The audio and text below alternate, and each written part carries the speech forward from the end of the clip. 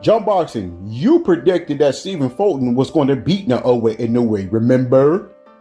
Remember, you said that Stephen Fulton was going to beat Inoue. I did. But I also understood why Stephen Fulton lost to Inoue.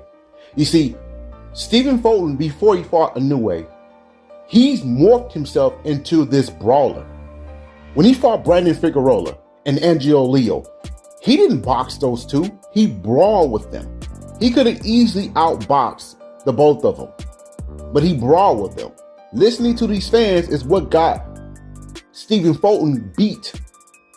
Stephen Fulton morphed himself into this brawler, and he couldn't go back to what got him to the top. Now, I'm not saying if he would have remained this superior boxer, he would have beaten Inoue, but I doubt that that fight would have played out the way that he did if Stephen Fulton was a pure boxer inside that ring against Inoue. But let me tell you something about Shushu Carrington. He's different. He's different. He's not a Stephen Fulton. You know, I look at Inoue's fight with Nonito Donaire the first time around, and we're talking about a 38-year-old Nonito Donaire. Do you guys remember what happened in that fight?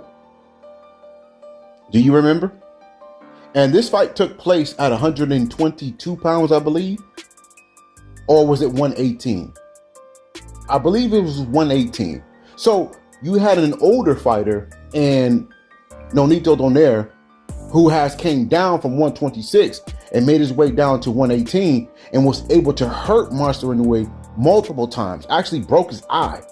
And you're going to tell me that I would be dumb to say that Shushu can actually beat Inoue? But you guys always want to go back to the Stephen Fulton fight and say, hey, you saw what Inoue did to Stephen Fulton, so you would be a fool to pick Shushu to beat Inoue based on what Inoue did with Stephen Fulton. Two different styles, two different fighters. Shushu is prime, Shushu is bigger, and Shushu can crack. Okay, Stephen Fulton, that dude was having a war with himself. He didn't know whether if he wanted to be a boxer or a brawler, and this is why he got beat. And he got beat again by another pure boxer in O'Shaquie Foster. That's because Stephen Fulton is at war with himself. Stephen Fulton's mind wants to box, but his body wants to brawl. So he's at war with himself. He needs to pull himself away from the boxing ring and go back to the drawing boards and figure out to find a way to have his mind and his body working together. And he wouldn't lose fights like this anymore. Because Stephen Fulton, when he came up, he was a pure boxer, a superior boxer. His last 5 fights, he's been brawling. That's not who Shushu Carrington is. So you guys can't come and attack me because I believe that Shushu can beat Inoue. Inoue has been floored before. And I'm talking about 3 times? One of the fights, we thought he was going to go. When Luis Neri knocked down Inoue, he literally lifted Inoue's feet off the ground, made him do a full 360. When Raymond Cardenas dropped Inoue, Inoue's body froze in the air. You know when you chop down a big tree, and then when that tree's falling, it kind of takes forever to start falling, then it falls? Timber, that's how Inoue fell. He got cracked, and he froze, and he just fell. Listen, if Inoue and Shushu Carrington were to fight right now, I would favor Inoue based on experience. Okay?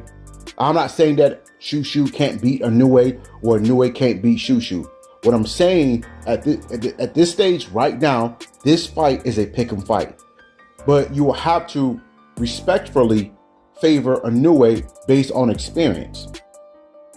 And that's what I will do if they were to fight right now. But I'm not saying that because Inoue has more experience that he'll win.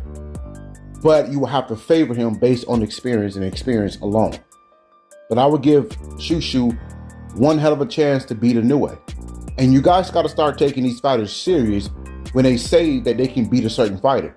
We saw Bud Crawford, say that he can beat Canelo Alvarez for a whole year or two, and he did that. Devin Haney, when he set his sights on Brian Norman Jr. and he said that he can beat Brian Norman Jr., he did that. Shakur Stevenson, we just saw what he did to Teofimo Lopez, and he's been calling for Teofimo Lopez for a long time. You guys got to start believing these fighters when they say they can do something. Shushu believes that he can beat Inoue. You got to start taking him serious because he is a fighter that is now entering his prime, his physical prime. And now that he's a world champion, you got to start taking him serious. I know a lot of you guys, you think Inoue's God. You know, you worship the ground that this man walk on. But he's a man. He's a beatable fighter. He hasn't been beaten yet, but he can be beaten.